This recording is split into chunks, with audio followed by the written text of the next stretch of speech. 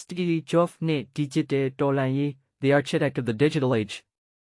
1986 ခုနှစ်ကယ်လီဖိုးနီးယားကကားဂိုဒေါင်လေးတစ်ခုထဲမှာ Steve Jobs, Steve Jobs နဲ့သူ့တငယ်ချင်း Steve Wozniak တို့ဟာ Apple ကုမ္ပဏီကိုစတင်ခဲ့ပါတယ်။အဲ့ဒီခေတ်ကကွန်ပျူတာဆိုတာကျွမ်းကျင်သူတွေပဲသုံးနိုင်တဲ့စက်ကြီးတွေဖြစ်ပေမဲ့သူတို့ကတော့တာမန်လူတိုင်းသုံးနိုင်မဲ့ကိုယ်ပိုင်ကွန်ပျူတာ personal computer ကိုဖန်တီးချင်ခဲ့ကြတာပါ1984ခုနှစ်မှာသူတို့က Macintosh Macintosh ကိုထုတ်လုပ်ခဲ့တယ်။ဒါဟာစာသားတွေကြီးပဲရိုက်စရာမလိုပဲ mouse muse နဲ့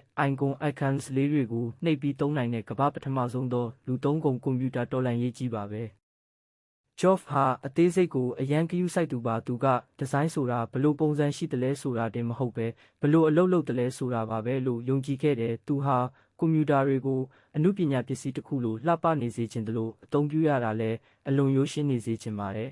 ။သူဟာကုမ္ပဏီကနေထုတ်ပယ်ခံရတာကုမ္ပဏီအသစ်တွေတည်ထောင်တာ Next Pixar တွေကြုံခဲ့ရပေမဲ့1998ခုနှစ်မှာAppleကိုပြန်ရောက်လာပြီးပြိုလဲလူနီးပါးဖြစ်နေတဲ့ကုမ္ပဏီကိုလိုမျိုးရောင်စုံကွန်ပျူတာလှလေးတွေနဲ့ပြန်လည်ကယ်တင်ခဲ့ပါတယ်။2000ခုနှစ်မှာသူက Flipboard ကိုတီထွင်ပြီးဂီတလောကကိုပြောင်းလဲလိုက်တဲ့တခြင်းပေါင်း1000ကိုမင်းရဲ့အိတ်ကက်ထဲမှာထည့်ထားလိုက်ပါလို့သူကဆိုခဲ့ပါတယ်။ CD ချက်တွေတည်သွားစရာမလိုတော့ပဲတခြင်းတွေကို online ကနေတရားဝင်ဝယ်ယူနားဆင်တဲ့ခေတ်ကိုသူကစတင်ပေးခဲ့တာပါ။2009ခုနှစ်မှာတော့သူဟာကမ္ဘာသမိုင်းကိုအပြောင်းလဲစေဆုံးဖြစ်တဲ့ iPhone 5ကိုမိတ်ဆက်ခဲ့ပါတယ်။သူကအတာဟာအင်တာနက်သုံးနိုင်တဲ့ဆက်တခြင်းနားထောင်တဲ့ဆက်နဲ့ဖုန်းတစ်ခုထဲမှာပေါင်းထားတာပါလို့ကြေညာခဲ့တဲ့ခလုတ်တွေမပါပဲလက်ချောင်းနဲ့ထိယုံနဲ့သုံးနိုင်တဲ့ဒီဆက်ကစမတ်ဖုန်းခေတ်ကိုမွေးဖွားပေးလိုက်ပါတယ်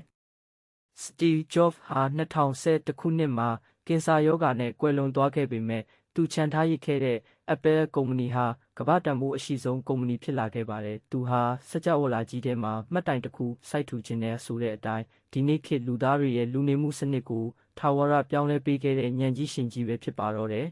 ။ Steve Jobs ကွယ်လွန်သွားခဲ့ပေမဲ့သူချန်ထားခဲ့တဲ့ကွဲပြားစွာတွေးခေါ်မှုတွေဟာကျွန်တော်တို့ရဲ့လက်ဖွားထဲကစမတ်ဖုန်းတွေကနေတဆင့်ကမ္ဘာကြီးကိုပုံမလှပပြီးချိတ်ဆက်ရလွယ်ကူအောင်ထာဝရပြောင်းလဲပေးလိုက်ပါတော့တယ်။